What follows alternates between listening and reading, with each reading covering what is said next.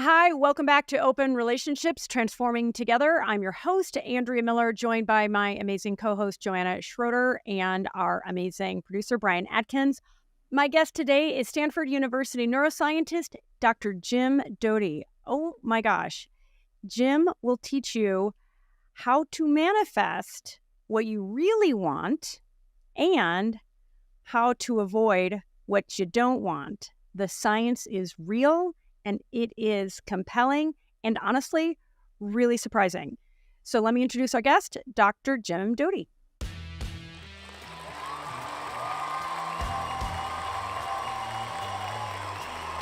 James R. Doty is a Stanford University neurosurgeon, neuroscientist, compassion researcher, entrepreneur, inventor, philanthropist, former chairman of the Dalai Lama Foundation, founder of Happy AI, which we'll talk more about, an avatar companion for mental well-being. He's a podcast host, a manifestation master, and best-selling author of the book Into the Magic Shop, a neurosurgeon's quest to discover the mysteries of the brain and the secrets of the heart. For those of you who are watching, I'm holding the book up right now. It's beautiful. And Jim has just recently released his second beautiful book called Mind Magic: The Neuroscience of Manifestation and How It Changes Everything. Welcome, Parun Guru Shri Shri Jimmy G. I got it. Yes, you did. Thank you for that honorific. Listen, I'm a super fan. I'm like bringing my A game because I'm a super fan. Exactly. But I will allow you to call me Jim. Okay. All right. Yeah, just for the for brevity's sake, it'll go back to the long name next time we're together. So I would love to attempt to take just a couple of minutes to summarize your very compelling, very improbable story to give context to the people listening or viewing who haven't read your book. So do you mind? I'm going to take a couple minutes. If I'm missing any big pieces or if I get something wrong, interrupt. And then I'd love to start with all the questions we've prepared. Is that okay? Would you like me to do that summary? Because it might be a little easier since I don't have to look at notes. All right. Yeah. Although you may know it much better than I, actually. So for your listeners who may not be aware of the type of work that I do or my background, of course, all of us have a backstory, and a backstory for most of us defines who we are today. And my backstory is that I grew up in a very challenging background. My father was an alcoholic. My mother had had a stroke when I was a child, was partially paralyzed, had a seizure disorder, and was chronically depressed, attempted suicide multiple times. We were on public assistance essentially my entire childhood.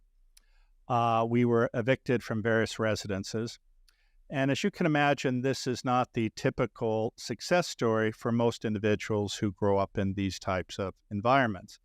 And in fact, there is a scoring system called Adverse Childhood Experiences Scale.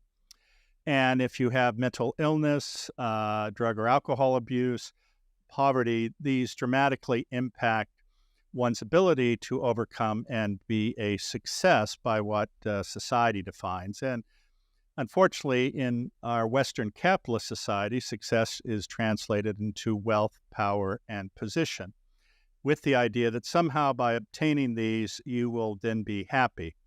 Now, we're going to have a discussion about that because the reality, this is about as far from truth as you can get. But I think hopefully that summarizes my story a little bit, with the only add-on that when there would be difficulty at my house, I would often get on my bicycle and ride as fast and as far as I could away. And on one of those excursions, I ended up at a strip mall where there was a magic shop. And I walked into the magic shop because I had an interest in magic. And I had lost this plastic thumb that I would use for various tricks. And I went in, and there was a woman sitting at the counter. I would call her an Earth Mother. Some of you may not know what that term means, but regardless, she was a person who, and I'm sure we've all met people like this, who you just feel comfortable with. She has a radiant presence. She has a smile that just wraps around you and makes you feel comfortable. And in the language of psychology today, for me at least, she created this environment of psychological safety where you felt comfortable talking to her. And it turned out she was not the owner, but the owner's mother who was minding the store while he did an errand. But the important thing is that after about 20 or 30 minutes, she said to me, "I really like you. I'm here for another 6 weeks. And if you show up every day, I think I could teach you something that could really help you." And what she ended up doing was teaching me what would today be called a mindfulness practice. This was in 1968 before such terms were used, nor the term neuroplasticity or an understanding of neuroscience, at least on any deep level. Based on that conversation, she made me realize that I was living in constant trauma and uncertainty and chaos. And as a result, my muscles were tight. It was very hard to focus. So she taught me a relaxation practice, a focus practice, being present, if you will, and ultimately a visualization practice. And that combination really did change the trajectory of my life. Well, I'm going to add on to that, and thank you for that foundation. And her name is Ruth, and she sounded wonderful. And we'll come back. I do have other questions about Ruth, but I wanted to add, just because you talk about the severe experiences, abuse, and so forth you had growing up, and you go on to become. You had a vision to be a doctor, and you ended up getting into University of California, Irvine, like with so many improbabilities. I mean, you go into detail in the book, and then you talk about how your moxie enabled you to get in front of the medical board because they said, "Look, you don't even deserve to apply to medical school," and you convinced them. You ended up getting into one of the finest medical schools in the world, Tulane University, without having gotten your undergrad degree. You ended up making many, many millions of dollars, becoming a super successful neurosurgeon, neuroscientist, entrepreneur, inventor. You hold multiple patents, and you achieved these incredible heights, and it all came crashing down. And then you built it back up. And so what I want to just ensure our listeners and viewers get is this sense of very, very humble, adverse beginnings to extraordinary success financially in terms of your prestige, your education. You're in partnership with the Dalai Lama, and at the same time, you lost your family. You drank too much. You repeated patterns that you experienced growing up. And I really want to drive that context home, because when I read your books and came to know your story, it just gave me that much more heart and hope in my own life, having been raised in an alcoholic, chaotic, dysfunctional family, as well as others who go, "Wow, I want to hear more. I want to learn from this dude." So that's oh, go ahead, Joanna. I want to say, Andrea and I have learned the story of how you talked to the admissions board for medical school. And just to sum up for other people, correct me if I'm wrong, basically you said, "I'm not going to allow you to objectify me based on what it looks like on the surface, my grades or my academic record." And you were able to convince them that you deserved a spot. And we think about that so much, and we talk about it from like hiring practices to how we talk about other people, how we talk about ourselves. It's like, I'm not going to let you turn me into this, put me in this little box. And like one-dimensional, this one-dimensional being that can just be defined in a very limited capacity. Do you think that that's something that could happen today? Like, can you envision that happening in today's environment? Sure, I think it well. I mean, I think that creating artificial criteria that only at its most periphery has any relationship to a position that you're striving for is continuing and ongoing. And whether that's in the corporate world, where there's a prejudice towards perhaps males and even individuals of a certain age, or in the film industry, as you may know, in terms of equal pay, or in other environments, there are judgments that are made that in some ways get embedded into the corporate practice that are unfair and ridiculous and have no relationship to how that relates to doing the job. Now, don't get me wrong. I mean, having a reasonable amount of intelligence is important if you're going to be able to process all the information necessary to be a good doctor. But certainly having someone, as an example, with a 4.0 who has no empathy, no kindness, and is ruthless does not make a good doctor. And so, oftentimes, because there are limited positions available, artificial criteria are created to immediately weed people out. But the problem is it weeds people out who are actually good people or wonderful people. And now you're stuck with the people who met this criteria, but at what cost was that? Now, I certainly understand you have to increase efficiency, but I would suggest there must be some way we can leave the door open to allow others who may be different, quirky, a different way of looking at the world to achieve success in some of these other environments. It's sort of interesting if you look at the Hollywood environment and many of the people who run some of the studios. Do they have any criteria? No. They worked in the mailroom for 10 years and met all these people, and each step along the way, somebody was nice to them and promoted them. Well, how does that correlate with becoming a successful head of a studio? It doesn't whatsoever. It just happens to be that they got to know the person as a human being and not based on, as an example, a grade point average. Wouldn't you also add that there's a high degree of passion involved and, intention, persistence? I mean, for people who are willing to exhibit those traits and like you did, exhibit that moxie and say, I'm not willing to be objectified, right? I mean, that's available to everybody. Well, of course it is. A lot of people just don't understand that agency has to come from within if they're facing societal headwinds that are saying, no, you don't meet these criteria. All right, well, let me find a way. No, I think that's exactly right. The problem is many people have limited belief systems. And if somebody says, I can't, it's not possible, by definition, that becomes truth. And so many people, unfortunately, give their self-agency away to external narratives, people who say, you have to do this, you have to do that. And they sit there and go, oh, okay. Well, I mean, if I believed all the negativity which people express towards my own personal possibilities, I would not have accomplished anything. So I think it's absolutely critical that an individual understand that they have immense power within their mind to either achieve or not achieve. Well, I think Henry Ford said something to that effect, right? 100 plus years ago, whether believe you can or you can't, you're right. Right? I mean, so in some ways, some of these ideas, and probably quite a few of them, maybe even are thousands of years old. But I'd love to have you explain how people's lives change by approaching manifestation the way that you prescribe. Can you just take us back to like very basic, kind of the 101 in terms of your teachings? Sure. Of course, manifestation has been around for thousands of years. It has its foundation in the 1st and 2nd century with the Hermetics, and then the New Thought movement and Napoleon Hill, etc. But most recently, there's been a book that was very popular called The Secret.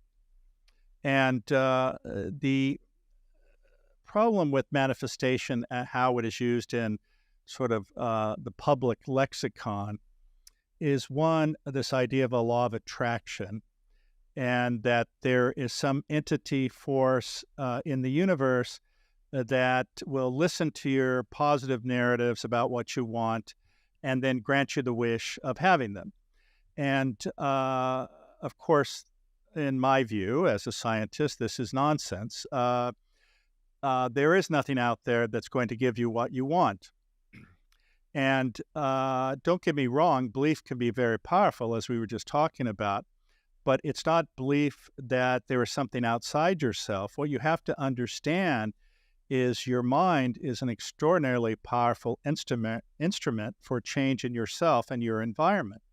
And it is what decides, as you just said with the quote from Henry Ford, If you say you can't, then that's truth. If you say I can, then that opens unlimited possibilities. But unfortunately, so many people, by the nature of our society, which can be very judgmental, will often tell you it's not possible. And many times it's even from people who are friends or relatives. And, when you hear a statement like that, which I have to say sometimes is used to make someone feel more important or more powerful, it can be crushing to some people. I fortunately, through what Ruth taught me and my own experience, decided nothing's impossible. And it's interesting because in the first book, I think I repeatedly used the term unacceptable. And that has served me well, because if you force people to look beyond the normal criteria for which they would be judging you, then magic can happen. If somebody sees you for who you are, your persistence, your aggressiveness, your desire to accomplish something, oftentimes they can relate to that and now look at you as a person. And they cannot look at you away from you if you now become a human being and not a number. And I think So how do you use that term you said unacceptable? What is a practical way in which you would use it? Like perhaps an example or something more specific? Well, again, the nature of modern society makes people afraid of being judged. And so you have to overcome that. And, it sounds obviously easier said than done, but you have to do it. And the thing is, a lot of people are afraid to hang over an abyss without a safety net. But you have to be able to do that if you're to move forward. You have to be able to try, and you will fail. You may be embarrassed, but it doesn't negate the power of moving forward and being persistent. There's a study that showed that, as an example, in the context of sales, it takes an average of repeating, knocking on the door 7 times before somebody will listen. Well, if you knock on the door once or twice and you turn away, well, then you're not going to get the door answered. But if you're ruthlessly persistent, you may get the door answered. Now, I'm not saying you call somebody 20 times after midnight just to annoy them, but there are ways to do it where you just show your enthusiasm and your persistence. There is nothing pretty much that I've accomplished without that. Yeah, I mean, I'm a big believer. My dad always says you create your own luck, right? So if you're willing to knock on that door multiple times and show up with a good attitude and be prepared, well, then someone could say, well, you've manifested that. Someone else could say you were prepared and you created your own luck. But going back to the universe doesn't give a bleep about us. So how does manifesting work? Well, I think there are a couple points to clarify before we go into the deep details. And one is the reality that all of us are manifesting all the time. I was going to ask you about that. Okay, got it. Keep going. Plus, most of us do it very inefficiently. It says, an example, what is the difference between an amateur and an expert? Well, it's time, effort, creating habit. And most of us have not created habits around manifesting. The other thing is that you have to understand the difference between what you think you need or want versus what you really need and want, because that has an impact on things. And then also not being totally attached to an outcome. So let me just back up and start with the reality that we're all manifesting, and also the reality that this idea of manifesting, which is fundamentally embedding or creating neural pathways that are aligned with your intention. And the way you do that is through actually repetition and utilizing your various sensory organs to strengthen that message to your subconscious such that it gets embedded and you are creating neural pathways. So it does require effort, it requires habit, it requires repetition multiple times. But one of the challenges for so many people is that they don't appreciate that they are already carrying habits or behaviors that they have grown up with. And this is the baggage that so many of us carry throughout our lives. And if you don't understand how many of these habits or behaviors that you've learned during critical parts of your development as a child, then it's hard for you to manifest. And what I mean by that is, as an example, if you grow up in an abusive family, parents or caregivers, and they hurt you in some way and then tell you they love you, well, then you start confusing what love means. And I'm sure you've met people who say, this is my third marriage. I'm going through a divorce now, and it seems as though I picked the exact same partner. I don't understand. Well, the reason you don't understand is you've not gone back and looked at these patterns of behavior, which for many people are not sort of immediately at their beck and call. You have to work with that. And now that can be simply finding someone who you trust to sort of go over things with you, or a therapist. But once you become aware of the patterns that you have used or created to define yourself, well, then you can change them. So that's part of the work. The other aspect here is, I mentioned, is understanding the difference between what you think is important or what you want versus what you need. And what I mean by that is, especially in our Western capitalist society, we define success as wealth, power, position. And if you somehow get that, then that oftentimes is equated with happiness. Now, of course, we know that that's not true in many instances, but the average person doesn't know that. The other problem is that in our society, people are so afraid of being judged that instead of being their authentic self, they try to create a narrative of the stuff that I have. The stuff that I have means I am me and I'm important. And of course, what they are looking for is external affirmation. But it's a fear narrative. It's based out of insecurity. I have to have this to be whole. People have to see this.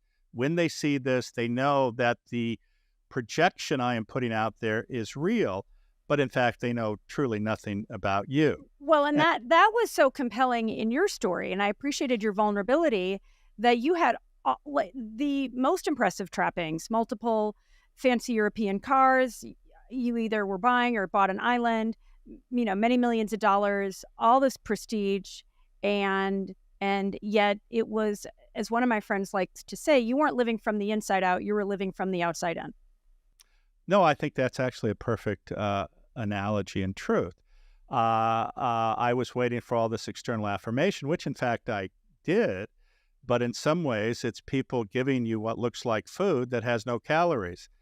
Cheetos. I never got... Yeah. I will not use a brand name on this show. Oh. Okay. But I mean, just Cheetos are delicious.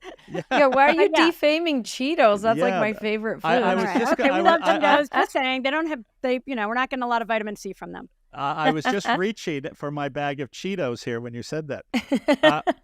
But you're right. I mean, there are some things that have no calories, or something that have calories that are not particularly good for you. But regardless, this seeking external affirmation is a dead end. It will never quench that thirst or that emptiness that you have to make you feel that you're good enough. And that's the problem here, is so many of us have a negative self-talk that we keep looking outside of ourselves. And in some ways, this is the narrative of also seeking permission from the universe.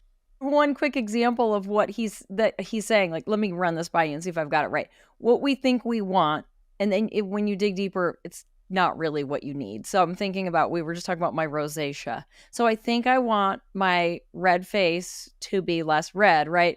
When I dig deeper in that, like, I'm manifesting having a less red face. And when I dig deeper, it's like, I want to just accept that I'm a little bit of a pink-faced gal, right? That's what I need, right? Like, go a little deeper. It seems shallow, but in reality, it's getting rid of the redness on my face is not actually going to make me happy, right? Well, that's right. And actually, maybe I have rosacea. My face looks really red. So maybe I'm really... Could be the lighting, Jim. Yeah. It could have been the sun. But Yeah, anyway, regardless, and Joanna, to be honest, I didn't notice your red face, so it doesn't well, really matter. thank you. But this is an issue, right? I mean, ideally, we would all be comfortable with the skin we're in. Yet, and it's interesting, right? You'll see what you and I may think of as an extraordinarily attractive man or woman. Yet, if you talk to them and go, if my biceps was just a little bigger, or if my breasts were X, Y, or Z, or if I was just 2 inches taller, my life would be better. The problem is, it's none of those things. I'm sure you have seen people who may not have X, Y, or Z, but their mere presence just makes you feel good to be around them. They don't have to be externally pretty. They don't have to be slim and trim. Just being around that person, you're like going, wow, I love this person's energy. And that is the power we have to give ourselves when we let go of our external concerns. Well, so what role do compassion and gratitude play in, I mean, to the extent, and if we have time, I would love for you to walk us through a simple manifestation exercise. If there's even something that Ruth taught you, that'd be super cool. But just to give some context, since you talk a lot, you've done compassion research, you started the Compassion Center at Stanford, Compassion and Altruism. So what role does compassion have in all this? Well, actually, compassion is the fundamental foundation which has allowed our species to survive. And what do I mean by that? Unlike other species, our species has a very small litter. We don't produce 1,000 babies every 9 months. We produce one and maybe two and rarely three. And those offspring, unlike other species, they don't run off into the forest or into the jungle. They require us to care for them for 10 to 15 years. Well, why would you do that? The reason you do it is because we have a genetic imperative to do so. When you care for your child, as an example, if the child is in pain, is suffering, is hungry, uh, when you act and alleviate that suffering, and the definition of compassion is the recognition of another's suffering with a motivational desire to alleviate that suffering, well, you're rewarded. And the way you're rewarded is the release of different neurotransmitters, primarily oxytocin, which I'm sure you know is called the love, bonding, nurturing hormone. That actually stimulates the pleasure and reward centers in your brain. And as a result, you feel good when you care. But the other aspect, which is just as interesting, is it also has a profound effect on your peripheral physiology as well as your brain. Well, in the context of your brain, when you are in that state, which is actually engagement of what we call your parasympathetic nervous system, which is part of your autonomic nervous system, you are And that's the calm. rest and digest. That's when you're calm, you're relaxed, right? Correct. Compared to the sympathetic nervous system, which we call our flight, fight, or freeze or fear response. When you're in that mode, your cardiac function is improved or works at its best. Your blood pressure is lowered. Your immune system's boosted. The release of stress hormones is diminished. The expression of inflammatory proteins, which are associated with chronic disease states, is diminished. And so there are all of these positive aspects that occur when you're engaged or activate or stimulate your parasympathetic nervous system. And also in terms of brain function, our cognitive brain networks function at their best in that mode, versus when you're stressed, it's just the opposite. When you're stressed, because this is associated with our survival mode, you're not looking for a million choices. You're trying to find the shortest and fastest way for you to avoid being killed, potentially. And as a result, it shuts down your executive control area, as an example, which is associated with memory and prior experience because it's creating the shortest path to survive. Now, on the savanna in Africa 200,000 years ago, that was a great strategy. You would see the grass move, you knew a predator was there, you acted, your sympathetic nervous system was activated, and hopefully you survived. And then you come immediately down to your baseline, which is engagement of the rest and digest or parasympathetic nervous system. The problem is that in modern society, and we can go a little bit deeper into that if you'd like, but in modern society, it's a completely different situation. By the Because nature of, people are chronically stressed. yes, absolutely. Well, Mhm. I should say modern society has resulted in people being chronically stressed and anxious, which of course has a negative impact on their physiology and their brain function. And it actually limits our ability to see the true nature of reality, which is that everyone is suffering and that as a species, we are meant to connect and care. Yet, if you're always in a fear mode, this shuts this down. You pull in, you're not interested in other people's opinion because you're just trying to survive.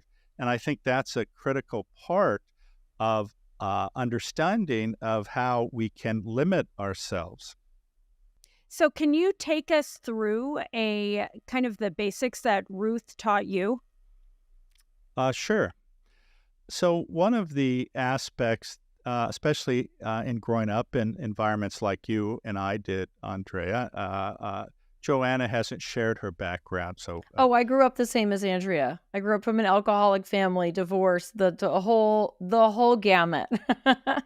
That's why we're all attracted to each other, I yeah, think. that's our tango apparently. Yeah. But when you grow up in these types of environments, of course, what happens? One is it's completely unpredictable and chaotic. And as a result, what happens? You never know what's going to happen next. As a result, your muscles are always tense and you're always looking around. So you don't have the ability to focus and to attend. And again, this is from a fear narrative because you don't know what's going to happen. And it's as if you're a goldfish in a fishbowl. If the water's dirty, you have no idea that the water's dirty, right? That's what you're used to. So what Ruth did was to make me understand that was in fact the case. And I didn't even know I was, if you will, stressed or anxious or my muscles were tight. So she taught me a practice that's now recognized, if you will, in the mindfulness circles, a body survey to intentionally relax the muscles throughout my entire body to get me to a place where I can relax. And then the other aspect is, in these, again, types of chaotic situations, you're always looking around because you never know what's going to happen versus focusing on one thing, the most important thing, whatever that is. As an example, you're always looking around, even though you may have a project or something you have to get done, you never know what's going to happen. So this just becomes You're hypervigilant, and that takes a lot of your bandwidth, right? Rather than saying, all right, I'm going to come, and then I can actually reclaim that agency by being intentional and focusing on the thing that I want, so that my brain gets used to that thing, right? So in that way, we're kind of calling that, in your case, you were passionate about being a doctor, right? And you were able to call that to yourself, even though you didn't graduate from college. I mean, like, that's crazy. This makes me also think like ADHD and trauma, there's got to be a lot of overlap because I always, I'm diagnosed with pretty serious ADHD, but what you're describing and I'm recognizing in myself also feels like the result of growing up in that chaos and with trauma. Yeah, it's like that always looking around, always trying to have a distraction, always picking up the phone, always that buzzing also makes me feel that way. No, I think that's right. So then she taught me how to attend, if you will, through meditating on a candle, which allowed me to be present. Because if you can't be present, it's hard to learn, right? As we all know. And once she did that, she also made me aware of the negative dialogue that was going on in my head. And oftentimes people think that dialogue is truth. is them. But what it is something we call negativity bias, because to survive, we had to pay attention to negative things. And unfortunately, for many of us, that translates into being very hypercritical of ourselves. And if you repeatedly say, I'm not good enough, it's not possible, I cannot, that then becomes truth, as we talked about a little bit earlier. So then she taught me how to give myself positive affirmations to decrease the loudness of that message, if you will, or to make it less frequent. And what would some of those be for little Jim, who was going home and dutifully doing this every day for 12 years or however long you did Multiple it? times a day. Wow. Well, Okay. they haven't changed. Oh, amazing. But I am worthy. I deserve love. It is possible. I can. And, these are very important statements to make and they're to so, believe. I just have to chime in and say they're so universal. They're so basic. And just going back to this idea of, yeah, the three of us, are attracted, due to the, trauma and chaos that we grew up with, but that's so common, right? And so when I think about the lack of love, the lack of importance, the lack of so many things that so many people grew up with. So for all of us to be saying in this kind of process, I am worthy, I can, I deserve, those things that you're saying, Jim, I mean, to me, that's like totally foundational to who we are as human beings. Well, the other thing that people don't appreciate, and you can look at the work of a guy named Dan Buettner, from the Blue Zones. If you look at how we lived several hundred years ago, we lived in villages. We grew up there. We died there. We lived in multi-generational families. We had a community or a village that cared for us. And the thing is, they knew the good and the bad about us. But regardless, they still loved us.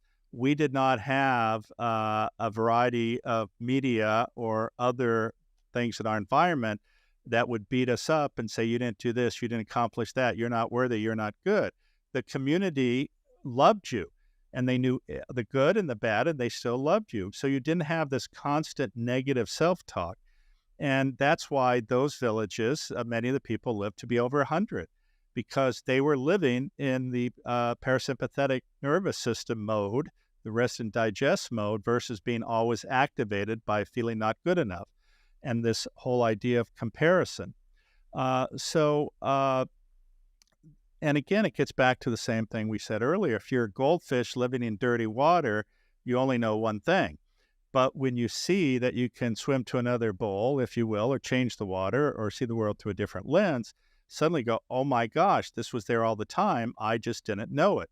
And so, changing that negative self-talk, understanding that you deserve love, but also once you're able to do that, you realize, as you were saying, Andrea, that everyone is suffering in a different way, and you're much more sympathetic and kind. And what I tell people is, once I changed how I looked at the world, because I used to look through the lens of anger and despair and hopelessness, I recognize as an example that my parents, it wasn't a matter of them not loving me.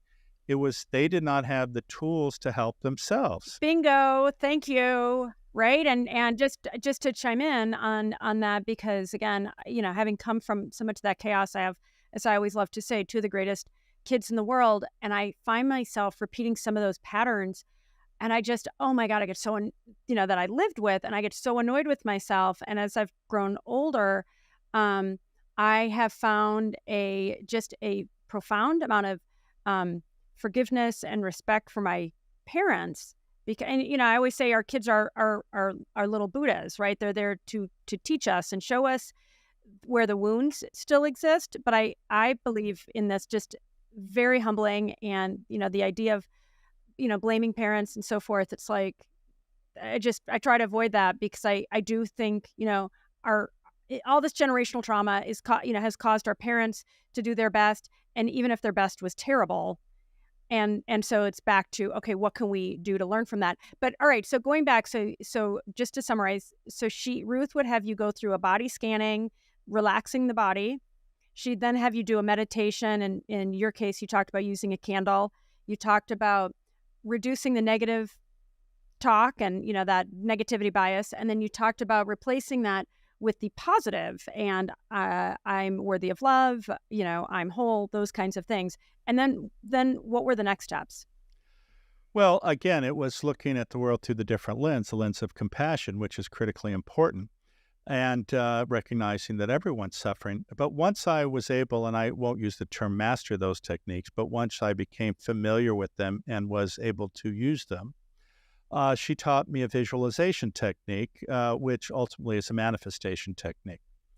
Now, the problem for me at that time, though, was that one, I had zero self awareness. I was 12 years old and I was poor. And so when she said, make a list of 10 things that you want to visualize, I chose, and as you know, I wanted to be a doctor, but it wasn't that I wouldn't be a good doctor or I didn't understand about caring for people, but a major part of it was I wanted to be recognized as having become something, right? And Yeah, being a that's the doctor. external, right? Living from Yes, the yes. outside in. Yes, and hmm so that was part of it. Part of it was, again, I wanted to have a mansion where people could see I was successful. I wanted a Porsche.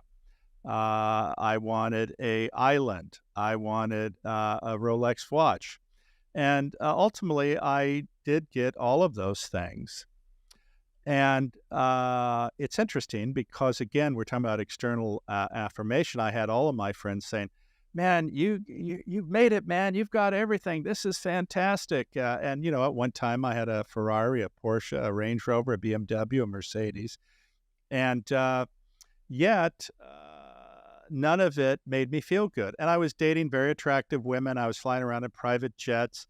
So by every criteria, I quote unquote was important. You had But it all. You had I it had it all. all. But I was not important. I felt nothing. I felt emptiness. And so I couldn't understand that, why I was so unhappy. And then I guess Providence intervened to give me some insight and self awareness. So what happened, as you know, I had been very successful investing in some of the .com companies and made about $78 million. And then the .com crash came. And I had borrowed about $15 million from the bank. And of course, the bank realized that I had no money when the .com crash happened. So they were kind enough to give me a call and ask me when I was paying back that money. And I was $3 million in the hole. And so this resulted in me selling everything and reflecting on sort of what had I missed here, and this actually took me back to sort of ground zero again. And at that point, were you also estranged from your family? What happened was I ultimately got divorced, and there are many aspects of that relate, and there are many that don't. But ultimately, I did get divorced, and this was before, or I guess the upward trajectory, was already occurring, but this was long before the .com crash. So I ended up going back to my house in Southern California to try to reflect on the situation.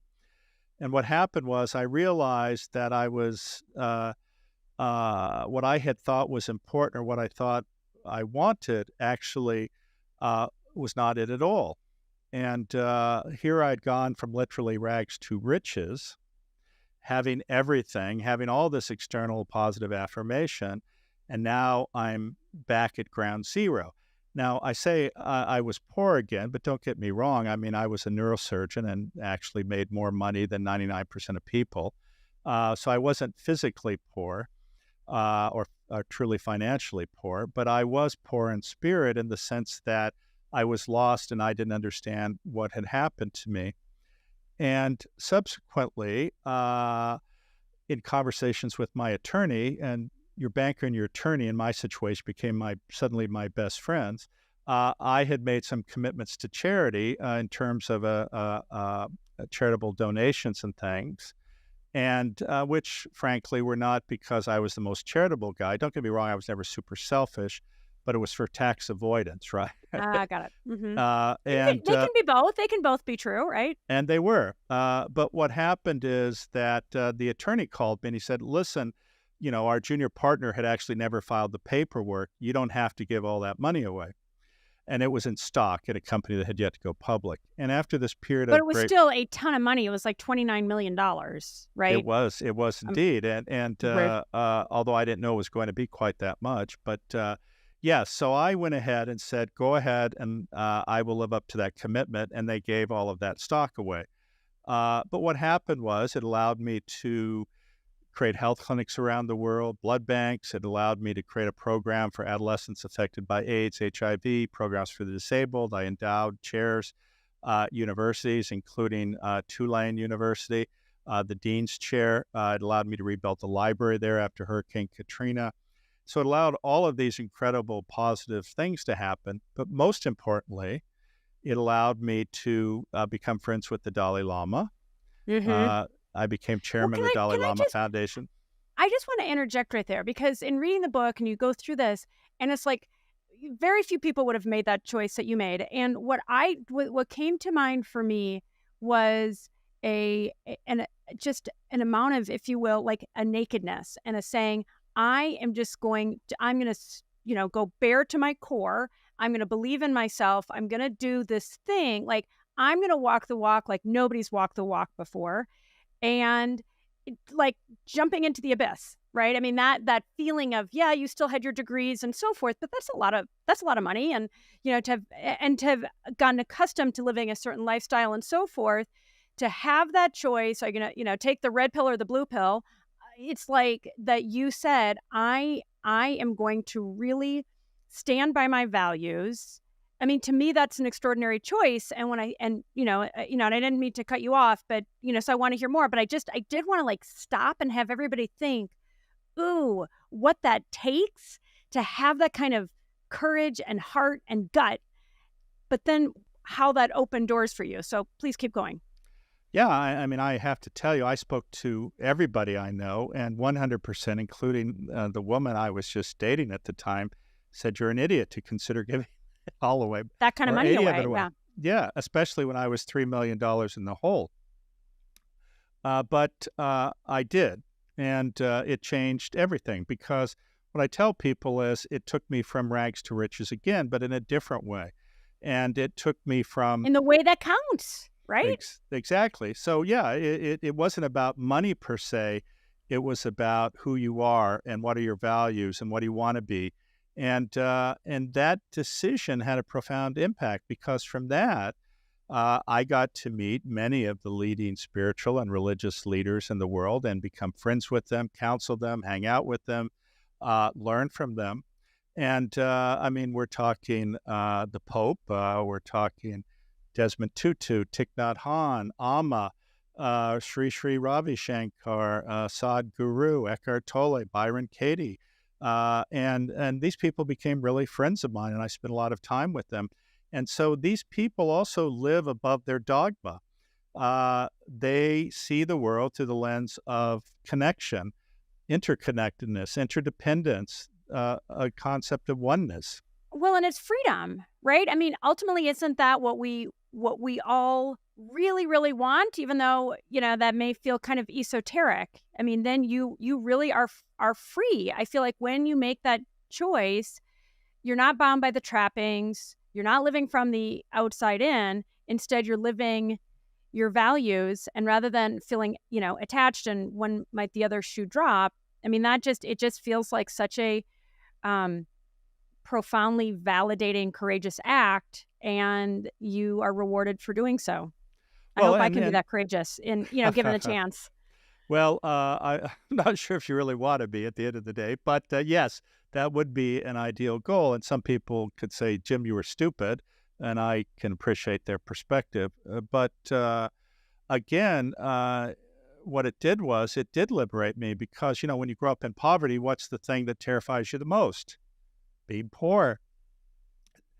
So suddenly having everything that you could ever want and just throwing it away, and I don't say in literally, but I mean in the context of not using it for myself, it freed me, and that was incredible because no longer was I always looking around wondering, gosh, if I had this or I would do that. Now, don't get me wrong, it has been a painful decision sometimes, but in the big scope of things, it's also I've been very blessed Would to you be in do it that again? position. I mean, if Hell, you had to hell go back, no, hell no, no. you heard it here first, here, folks. Jim Doty, he wants his money back. Yeah, Bank. God damn it. Yeah. No, look, would it have made my life a little bit easier to have a few $1 million in the bank for retirement? Sure. But that being But I think, said, hang on, but I think it doesn't it change the act of it changes the energy, right? Isn't that the whole point?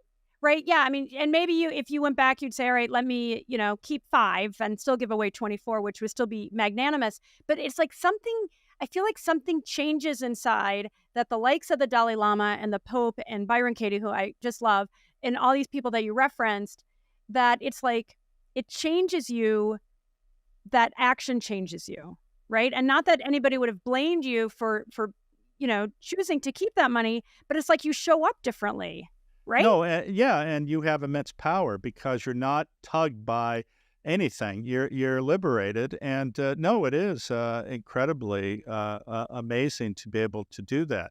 And it also shows to people, if I had kept 5, which would have been nice, it's not the same story.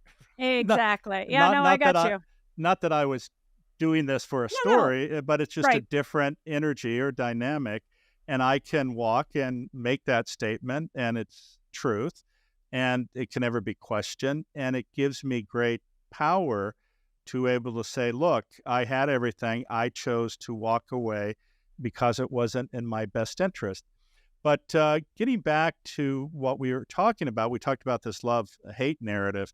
When you have all of these things and you believe that they define who you are, you hold on to them very tightly.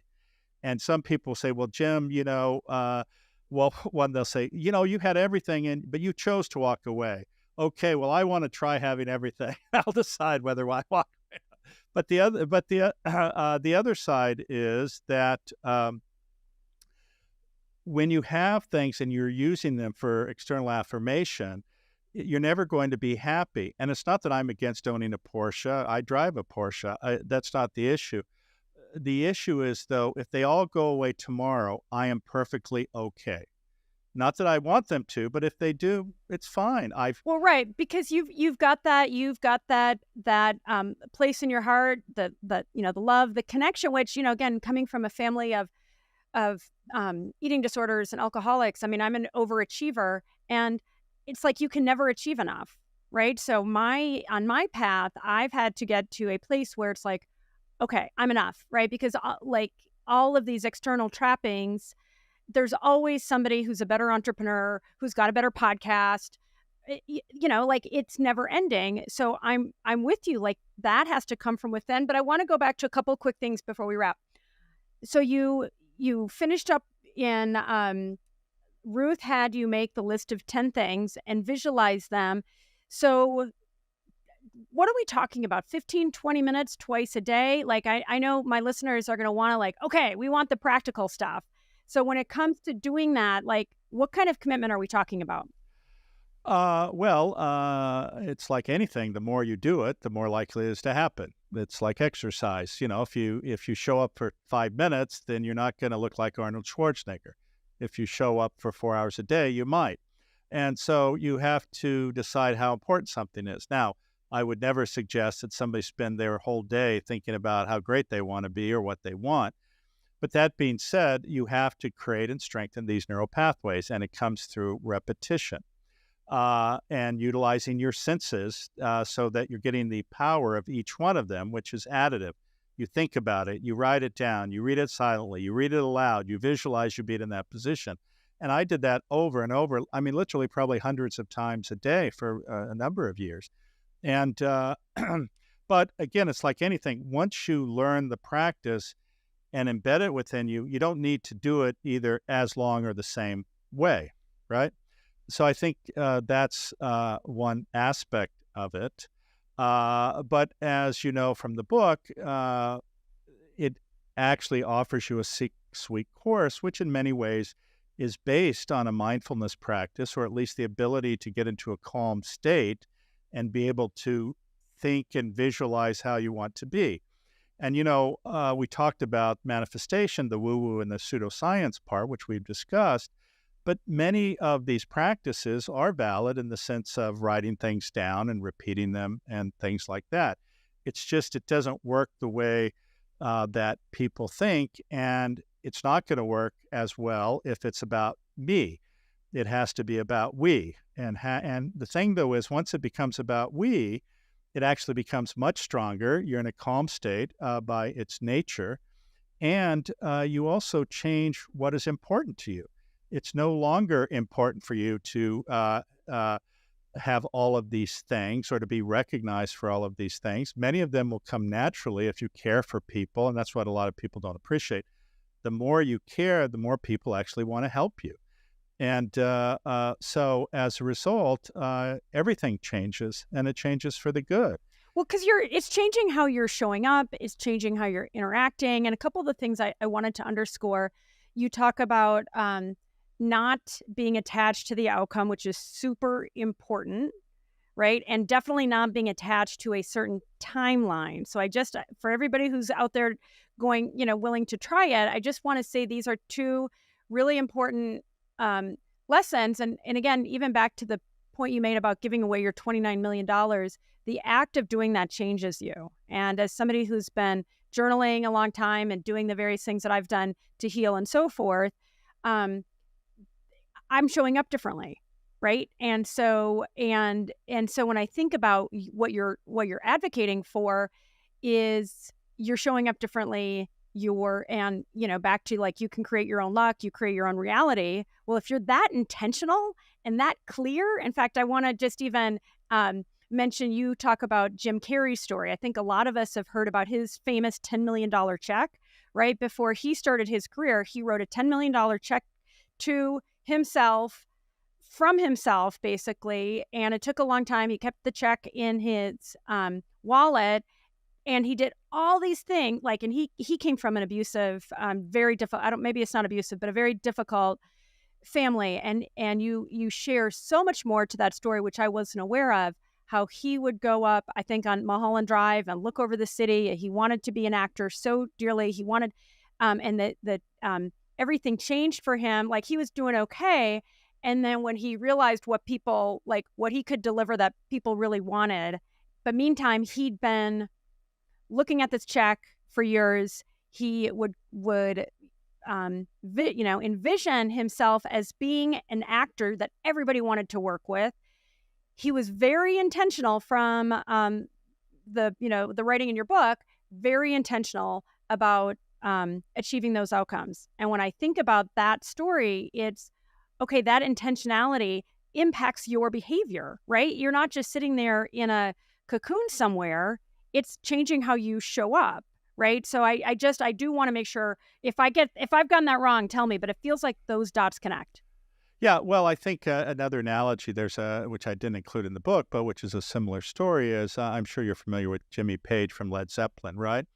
He had a story which is, I've created all this wonderful new music, but every time I go on stage, everyone wants me to play Stairway to Heaven, right? And he used to get a lot of anger about that, because it's my new music, damn it. You should want that. That's what you should want. And he had carried anger about that.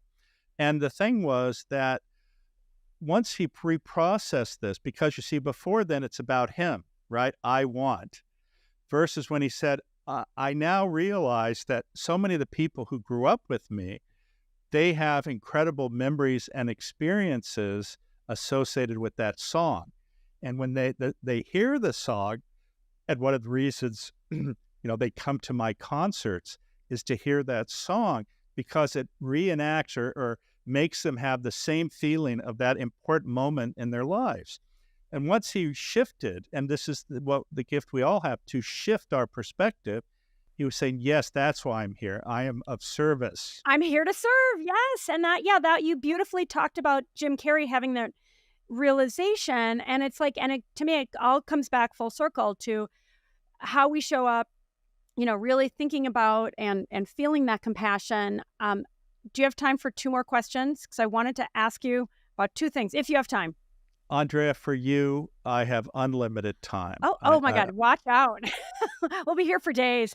I wanted to ask you, you talk about heart coherence, which is something that I feel like I'm starting to hear more about this, but I would love, and what did I read recently, that our hearts actually have many more nerves going into our brain than the other way around. So, if you don't mind, just in as simple terms as possible to help people understand what heart coherence is and why it's important. Because to me, that physiology and understanding it and getting into the state of gratitude and compassion through meditation, through intentions, is really foundational to successfully manifesting and to successfully manifest. How are we showing up in the world? So do you mind just talking about heart coherence for a sec? Sure. Well, whether it's, we could call it coherence, vibration, oscillation, but actually we have this in our brain, and we certainly have it in our heart. And what people don't appreciate is that your mental state can actually affect the bioenergy of your heart. And this energy actually can extend 3 to 5 feet outside of your body. But the point is, as human beings, we're actually attuned to a person's energy and respond to it, and even though it's not at a conscious level. And there are other attributes that we have that people respond to, even though we may not appreciate it at a conscious level. I mean, I'm sure you appreciate oftentimes your partner may come in a room and they don't have to say anything, but you already know what's going on. Exactly. And those of us who are hypervigilant are very good at it. Yeah, well, that's out of fear and making sure you're safe. But yes, we are attuned to these things. So HeartMath, which is a company that has promoted coherence, but there are other companies that do work in the area of heart rate variability. And in fact, I wrote a scientific paper called Heart Rate Variability and Compassion, actually. Yes, when you are calm, when you're kind, when you're open, when you're thoughtful, this has a huge, huge effect. And those are the people, we talked about this radiant presence of Ruth and others. This is how you get there. The very nature of who you are is emanating positive energy around you. People want to be with you. And I'm sure you know people who, as soon as you see them, you want to go in the opposite direction. And some people might call them energy eaters, right? They right, consume vampires, energy vampires, yeah. Yes, exactly. Versus other people, as soon as you get in a room with them, you go, oh, wow, I'm really enjoying this. This is a lot of fun. I really like these people. I wish this could go on forever. And this is, again, a choice. Kind of like this podcast, Jim. Damn straight, damn straight. I agree with you. Okay, my last question, you talk a little bit in the book about your first book about some of your very esoteric, we talk about the woo, some of your esoteric, even out-of-body experiences, some things that kind of freaked you out a little bit. What are one or two of the most either interesting or improbable things that you've experienced in your journey with this kind of work? Well, again, now you're going to make me talk about woo-woo. So I love the woo-woo, Jim. I've been trying to avoid that, but well, there are probably two. Okay. One is, as those who read the book will learn, my father ended up leaving to go back to Kentucky for unclear reasons when he was on a binge, and didn't bring any clothing, ended up getting pneumonia, ended up getting in the hospital at the Veterans Administration in Johnson City. And I got a call from the physician telling me he was quite ill. They weren't sure if he was going to survive. So I had actually prepared to go there to see him. And I was supposed to leave the next morning to go to the airport around 7 o'clock. And somewhere around 3 or 4 in the morning, I was awoken from sleep, and my father was at the end of the bed. And I have to say, he looked better than I had seen them. He had a smile on his face. He looked healthy. And he told me he was okay. Yeah,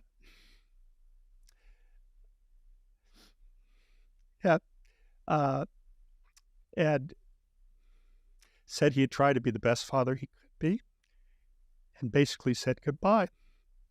So now, what does that mean? Was that real? Probably not. Did it make me feel good ultimately? Of course. Could it be due to I had eaten pizza? Maybe. And you know what happened? At an hour or so later, the doctor called me and said he passed. Well, regardless of what it was from, it was very soothing, and I appreciated it. And I have, chosen not to try to explain some of these things. The other experience I had was I was in a car accident, as you know, and ended up losing 4 liters of blood into a fractured spleen and having to go to emergency surgery for the second time to deal with that. And I had this experience where I was dying and was going down the classic river of light and heard all of these, voices of people who cared about me. And as I got closer to the light, I knew I was going to die if I entered that, a wall of light. And then I said no, and I woke up, and then I was in the intensive care unit. And that experience, a lot of people, in fact, there's a neurosurgeon wrote a book called Proof of Heaven by Eben Alexander. And if you read the Esquire article associated with it, there's a slightly different narrative of that story. But regardless, it actually had no impact on me. I looked at it from a neurophysiologic perspective and understood how hypotension can affect the oxygenation to your brain, and then that can activate your occipital lobes, creating this sort of white light. And of course, the deepest held memories you have are people you cared about, right? So anyway, we have these things that people can attribute all sorts of mystical or aspects with, but I don't need those explanations, actually. It's all okay. As an example, my brother was an artist, and I have a couple of his paintings. And one of them sits outside of the bedroom. So when I leave, I see this painting. And every time, almost every day, it's crooked. I don't know why it's crooked, but every day I straighten it and I say hello to my brother. Well, what does that mean? But it's a way to calm us, to soothe us, to have a sense of the memories of people who we've cared for and loved. But it doesn't need to make any sense. You just need to appreciate it. And again, this is not necessarily woo-woo. I understand it probably has no relationship to anything beyond the physical reality, but I don't care. It's okay. And so I think there are places for that. It's just as long as you have clarity, though, if you do have the science or the knowledge, to acknowledge that reality versus trying to sit there and create all these explanations for why it may have happened. But maybe I'm contradictory and it's all about woo-woo. I don't know. I mean, there has to be so much, with being a medical doctor and knowing so much about the brain. You must also know that there is so much we don't know, right? Amen. I agree with both of you. And on that note. Yeah. All right. We would love to keep you here for days. Hopefully we'll get you back, but thank you. Okay, hang on. I got it. Guru. Guru. Sure. No. Okay. Param Guru. Oh, yeah. I'm looking for Jimmy G. Okay. What he said. Param Guru Shri Jimmy G. There you have it. Well, listen, to you, thank you guys so much. To your audience, I appreciate you listening, and I hope this has been helpful to you. And also, just remember, each of us every day has the ability to improve the life of at least one person. And whether that's by saying hello, by a smile, by hugging someone, it's within our power. And that simple act can have so much effect far beyond what you can even imagine. So be kind. Amen. Thank you. Okay. You guys take care. You too. See you. Wow, what a show. Holy smokes. I don't know about you, but I am ready to go and start my new manifestation practice. There is so much I'm eager to bring into my life. Okay, if you are curious about Jim's work, his books, you can check out him at jamesrdoty.md.com. We'll put that address in the show notes. He's got these 2 beautiful books, Into the Magic Shop and Mind Magic. He's got a really cool podcast and Instagram social presence as well. He has some really cool meditations on his website. That's it for another amazing episode of Open Relationships. I hope you enjoyed this episode as much as I did in creating it. I feel so energized and inspired. I can't even tell you. And if you like our show, please follow us. We would love your feedback, your advice. You're welcome to email us at openrelationships@yourtango.com. We love getting your comments on YouTube and Spotify, iHeart, wherever you watch or listen to the episode. Thanks for tuning in, and we'll see you next time.